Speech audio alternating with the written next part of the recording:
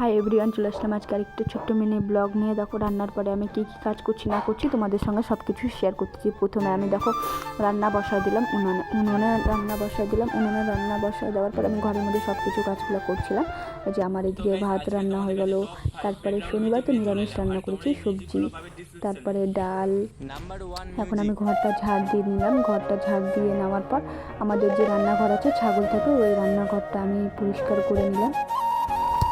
ঝাড় দিয়ে পরিষ্কার করতেছি, যেহেতু সাপ পোকামাকড় ঢুকে যাবে ওইটার জন্য আমি সব কিছু পরিষ্কার করে রাখতেছি।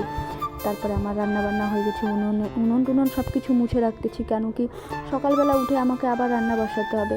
তার জন্য আমি এখনই সব কিছু মুছে মাছে রেখে দিচ্ছি, যে সকালবেলা উঠে আমাকে মুছতে হবে না, শুকনোই থাকবে, ভালোই হবে রান্না করতে।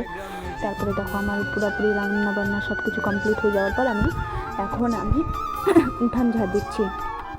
উঠোন ঝাড় দেওয়ার পর সব কিছু পরিষ্কার করে রাখতেছি। যাদের মা আছে, বন্ধুরা অবশ্যই নিজের মাকে অবশ্যই সবাই ভালোবাসে, কেয়ার করে রাখবে। চলো বাই বাই।